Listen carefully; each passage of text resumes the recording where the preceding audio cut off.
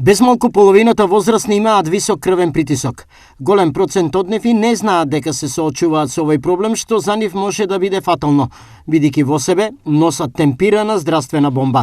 Значи, хипертензијата е еден константен проблем на светско ниво, а и меѓу нашето население, кој е многу изразен и е многу чест кај населението и е навистина голем проблем, бидејќи представува нешто што го загрозува вистински здравјето на човекот и води до големи компликации. И во денешно време е тоа голем проблем, бидејќи голем дел од нашето население боледува од хипертензија.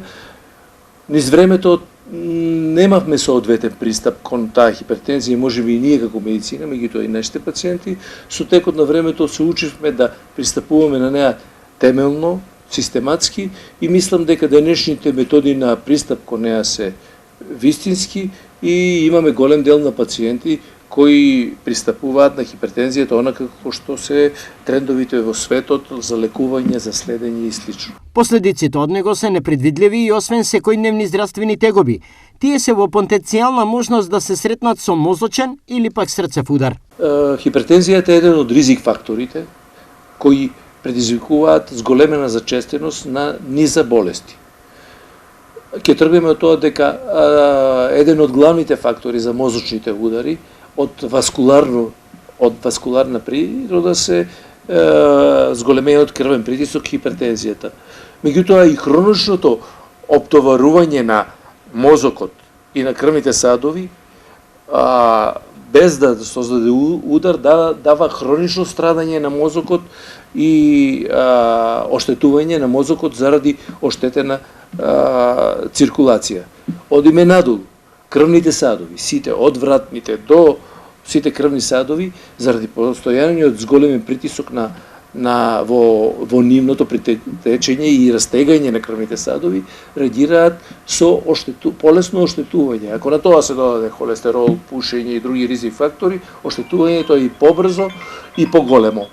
И конечно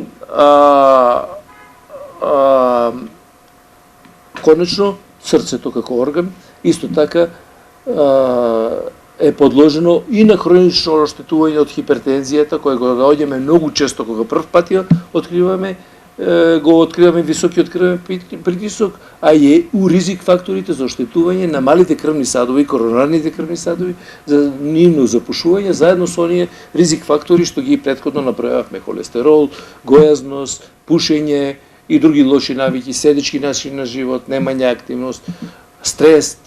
Докажано е дека во денешното време во една глобална депресија и лоша ситуација во наша средина и во светот се има одредено влијание врз смртноста и зачестеноста на заболувањето од кардиоваскуларниот систем. Оние што за присуството на непријателот во себе знаат, се во подобра состојба бидејќи можат да го контролираат, но што е со оние кои не знаат што носат во себе? Голем проблем е со нивото на здравствена култура и со информираноста, и затоа имаме се уште многу голем број на пациенти со неоткриена, непрепознаена или занемарена хипертензија или висок крвен притисок.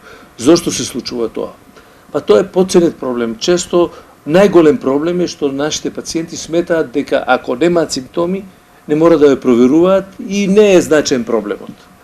Значи, симптомите на хипертензијата најчесто доваѓаат од компликациите од неа и тогаш е малку веќе позадоснет период за реагирање, меѓутоа и тогаш е добро.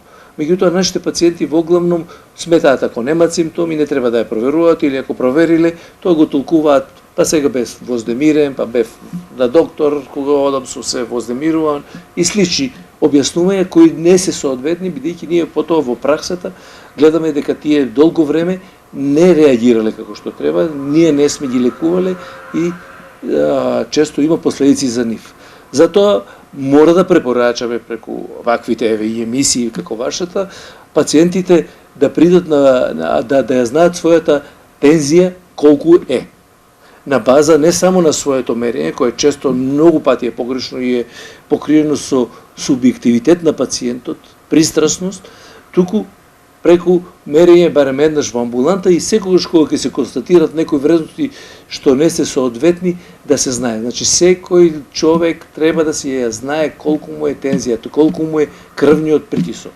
Онаму каде што има медицински критериум за повисок кривен притисок, да не се чека веднаш, да се делува систематски и да се приде на одржување на таа тензија во нормални граници.